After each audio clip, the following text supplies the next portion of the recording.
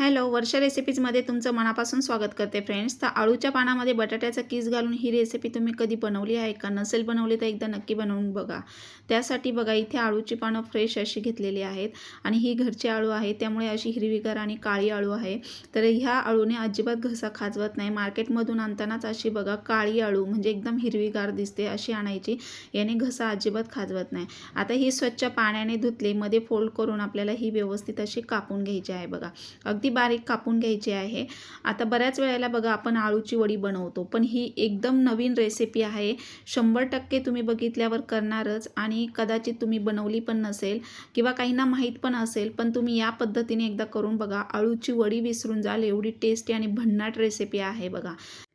तर चॅनलवर नवीन असाल तर लाईक करा, सबस्क्राईब करा आणि बाजूचं बेल आयकॉन ऑलवर सेट करा आणि व्हिडिओ हा कुठेही स्किप न करता पूर्ण बघा. आता आळूची पानं ही कापून घेतली मी 5 ते 6 या प्रमाणात. अगदी छोट्या साईजची पानं होती म्हणून मी 5 ते 6 या प्रमाणात घेतलेले आहेत. तुम्ही हवं तर जास्त प्रमाणात पण घेऊ शकता. आता इथे मी 2 मीडियम साईजचे बटाटे घेतले, ते स्वच्छ पाण्याने धुतले. आता हे किसून घेते. बटाटे किसून घ्यायचे आणि त्यानंतर पुन्हा आपल्याला स्वच्छ ते पाण्याने धुवायचे आहेत. तर आता इथे बघा बटाट्याचा किस करून घेतलेला आहे. हा एकदम असा पाण्याने आपल्याला 4 ते 5 पाण्याने धुवायचं किंवा असं नळाखाली पाण्याखाली धुवून घ्यायचं आहे. म्हणजे त्यातलं सगळं जे काही स्टार्च वगैरे आहे ते निघून जातं आणि असं स्वच्छ हा बटाटा आपल्याला धुवून घ्यायचा आहे.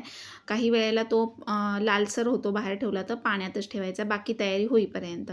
आता त्यानंतर इथे मी बघा थोडी कोथिंबीर घेतली, ती पण स्वच्छ पाण्याने धुतली आणि ती अशी आपल्याला बारीक चिरून घ्यायची आहे. आळूची वडी आणि जरी पण बघा कुठलीही पानं जरी तुम्ही घेतली, आळूची वडीसाठी पानं आणली तर पानांनी म्हणजे घसा खाजवू नये खाल्ल्यानंतर, म्हणून त्यामध्ये तुम्ही कोथिंबीरसुद्धा कापून टाकू शकता, म्हणजे त्याने चव आणखीन छान लागते. तर आता इथे कोथिंबीर कट करून घेतली. आता इथे एक कढई तापायला ठेवायची. कढईमध्ये 1 ते 1.5 चमचा तेल घालायचं. फार काही लागत नाही, फक्त 1 ते 1.5 चमचा तेल घालायचं. त्यामध्ये बघा जिरी टाकायची, मोहरी टाकायची आणि आलं लसूण पेस्ट 1 चमचा टाकायची आहे. यामध्ये तुम्ही हिरव्या मिरचीचा सुद्धा वापर करू शकता. तर इथे मी लाल तिखट वापरले. तर लाल तिखट हे चवीनुसार आवडीप्रमाणे 1 ते 1.5 चमचा टाकलेला आहे. अर्धा चमचा हळद पावडर टाकली. ही व्यवस्थित फोडणी तयार करून घ्यायची आणि त्यामध्ये थोडेसे पांढरे तीळ 1 ते 2 चमचे टाकायचे आहेत. म्हणजे पांढरे तीळ टाकल्याने चव खूप भन्नाट लागते. आता त्यामध्ये बघा हे आपण कोथिंबीर, आळूची पानं चिरून घेतली, बटाटा किसून घेतला, हे स्वच्छ पाण्याने धुवून आपण त्यामध्ये ॲड करायचे, मिक्स करून घ्यायचं आहे.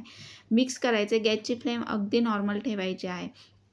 आता बऱ्याच वेळेला आपण आळूची वडी बनवतो, तीच नेहमीची चव, कधीतरी वेगळं पण काहीतरी आपल्याला खावंसं वाटतं किंवा वेगळी चव हवी असते, त्यावेळेला तुम्ही ही अशी रेसिपी बनवू शकता. आता यामध्ये थोडंसंच पाणी घातलं मी, 1च ग्लास पाणी घातलं आहे. चवीनुसार मीठ टाकायचं आहे. आता यामध्ये बघा बेसन पीठ, चणा पीठ हे चाळून घेतलेलं आहे, 3 ते 4 चमचे टाकायचे आहेत, मोठे 3 ते 4 चमचे, म्हणजे पूर्णपणे ते घट्टसर शिजून अगदी घट्टसर करायचं आहे. त्यासाठी आपल्याला इथे 4 ते 5 चमचे बेसन पीठ लागणार आहे आणि त्यामध्ये 2 चमचे तांदळाचं पीठसुद्धा ॲड करायचं आहे. तांदळाच्या पिठाने चव एकदम भन्नाट लागते, पदार्थाला कुरकुरीपणा येतो आणि बघा तुम्ही एकदा नक्की ट्राय करून बघा ही रेसिपी. तर मी आठवड्यातून 2दा बनवली, घरच्यांना एवढी आवडली. तर आता बघा हे व्यवस्थित मी पीठ वगैरे टाकल्यानंतर चमच्यानेच असं मिक्स करून घ्यायचं आहे, म्हणजे त्याच्या गाठी गुठळ्या कुठेही राहायला नको. व्यवस्थित असं पूर्ण प्रेस करून ते शिजवून घ्यायचं आहे पीठ. त्याच्यामध्ये कच्चेपणा ठेवायचा नाही किंवा पूर्ण असं घट्टसर होईपर्यंत ते व्यवस्थित आपल्याला हलून असं शिजवून घ्यायचं आहे. एकसारखं हलवायचं आहे सतत. गॅसची फ्लेम कमीच ठेवायची आहे. त्यानंतर असं चमच्याला वगैरे चिकटलं तर हे असं सुरीने वगैरे काढून घ्यायचं आहे, चमच्याने वगैरे, आणि चमच्यानेच घोटून असं पूर्णपणे ते पीठ त्यामध्ये शिजवून घ्यायचं आहे बघा. तर काही वेळेला गाठी गुठळ्या राहतात किंवा पीठ पण कच्चं राहू शकतं, त्यामुळे व्यवस्थित ते शिजवून घ्यायचं आहे. तर हे बघा चमच्याने जसं व्हिडिओत दाखवले त्या पद्धतीने करायचं. चमच्याने पूर्णपणे घोटून घ्यायचे आणि त्यासाठी जाड बुडाची कढई घ्यायची आहे, पातळ भांडं नाही घ्यायचं आहे. काही वेळेला ते चिकटलं जातं, खाली लागलं जातं, म्हणून जाड बुडाची कढई घ्यायची आहे आणि पीठ पूर्ण शिजवून घ्यायचं आहे. जसं आपण थापवडी किंवा मासवडी करतो त्या पद्धतीने हे पीठ शिजवून घ्यायचं आहे. आता इथे एक ताट घेतलेलं आहे, ताटाला थोडंसं तेल ग्रीस करून घ्यायचं आहे. तेल लावल्यानंतर बघा हे जे आपण शिजवलेलं पीठ आहे ते त्यामध्ये व्यवस्थित घालून घ्यायचं आहे. आता ते व्यवस्थित घातल्यानंतर बघा थोडं गरम असल्यामुळे नॉर्मल झालं की लगेच आपल्याला हाताने व्यवस्थित प्लेन करून घ्यायचं आहे. तर हे असं पूर्णपणे हाताने थापून आणि गरम असल्यामुळे ते असं पूर्णपणे प्लेन करून घ्यायचं आहे. तर आता इथे मी बघा हळूहळू करून घेते आहे सगळं. कारण थोडंसं गरम आहे आणि ही प्रोसेस जर आपण व्यवस्थित पटकन केली तर मग जास्त असे वड्या कापताना वगैरे तुकडे पडणार नाहीत. तर आता त्यावर थोडंसं आपल्याला पांढरे तीळ असे भुरभरून घ्यायचे आहेत बघा. पांढरे तीळ थोडेसे त्याच्यावर प्रेस करून असे दाबून घेतल्यानंतर ते व्यवस्थित चिकटले जातात आणि अर्धा तास असंच ठेवायचं आहे. अर्धा तास ते 1 तास. तर अर्धा तास पुरेसं होतं. तर इथे बघा अर्धा तासाने मी वड्या पाडून घेते. पाहिजे त्या शेपमध्ये तुम्ही वड्या करून घ्यायच्या आहेत. तर हे बघा अशा मी वड्या कापून घेतलेल्या आहेत. तुम्हाला मी एक काढून दाखवते. अर्धा ते 1 तासाने पूर्णपणे काढल्यानंतर ते व्यवस्थित पीठ असं पूर्ण बघा छान ड्राय होतं आणि एकदम छान वडी तयार होते. आणि आता ह्या वड्या पाडून घेतल्यानंतर तुम्ही डीप फ्राय करू शकता किंवा शॅलो फ्राय केल्या तरी खूप छान लागतात चवीला. आता इथे मी तुम्हाला 2 प्रकारचे दाखवते. डीप फ्राय पण करून दाखवते. तर मी थोडं तेल पॅनमध्ये गरम करायला ठेवलं. कडकडीत गरम करून घ्यायचं. गॅसची फ्लेम कमी ठेवायची आहे आणि नंतर 5-5, 6-6 अशा ह्या वड्या आपल्याला व्यवस्थित तळून घ्यायच्या आहेत.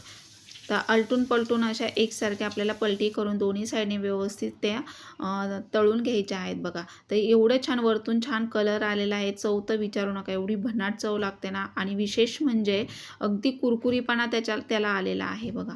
तर आपण यामध्ये पांढरे तीळ टाकलेले आहे, तांदळाचं पीठ, त्यामुळे खूप छान असे ह्या चवीला कुरकुरीत होतात. नक्की ट्राय करून बघा. फार वेळ लागत नाही आणि अजिबात तेलकट होत नाही. खाल्ल्यानंतर त्रास होत नाही किंवा अळूच्या पानाने सुद्धा घसा खाजवत नाही. अळूची पानं आणतानाच अशी एकदम हिरवीगार की त्याची देठं बघा थोडंसं अशी काळसर असतात. अशा टाईपमध्ये अळूची पानं आणायची. ती गावठी अळू असते. तर अशा पद्धतीने तुम्ही ह्या वड्या करू शकता. एवढी टेस्टी आणि भन्नाट रेसिपी आहे. त्यामध्ये बघा आपण बटाट्याचा किस टाकून थोडं कधीतरी आपल्याला वेगळं असं ट्राय केलं तर बघा ती चवसुद्धा वेगळी लागते आणि आपल्याला खायला पण छान वाटतं. नेहमीची ती चव कंटाळा येतो. मग अशा वेळेला तुम्ही ह्या अळूच्या पानाच्या वड्या करू शकता. टिफिनला किंवा तुम्ही प्रवासात घेऊन जाऊ शकता किंवा पाहुणे आले तरीही तुम्ही असं ह्या वड्या करू शकता. तर एवढ्या टेस्टी लागतात बघा. किंवा इव्हिनिंगला संध्याकाळच्या छोट्या भुकेसाठी सुद्धा तुम्ही असं करू शकता किंवा रात्रीचं डिनरला जेवणासाठी सुद्धा. आता मी तुम्हाला शॅलो फ्राय करून दाखवते. तर मी दुसरी कढई ठेवली. कढईमध्ये तेच त्या 1 ते 1.5 चमचा तेल घातलं आणि त्यामध्येच ह्या वड्या नुसत्या शॅलो फ्राय करून घ्यायच्या आहे. तर जर कोणाला तुम्हाला वाटत असेल की फक्त शॅलो फ्राय करून खाव्यात किंवा तेलकट नको आहे किंवा डीप फ्राय नको आहे, तर तुम्ही अशासुद्धा शॅलो फ्राय करून खाऊ शकता. एवढ्या टेस्टी लागतात. खूप मस्त लागतात. मी पण एकदा ट्राय केलं. त्यानंतर घरच्यांना एवढं आवडलं तर मी जवळपास आता ही 3 ते 4 वेळा बनवलेली आहे. तर व्हिडिओ कसा वाटला कमेंट बॉक्समध्ये नक्कीच सांगा. चॅनलवर नवीन असाल तर लाईक करा, सबस्क्राईब करा आणि जास्तीत जास्त शेअर करा. भेटूया नेक्स्ट व्हिडिओमध्ये. तोपर्यंत मस्त खा, मस्त राहा. Bye bye. Thank you.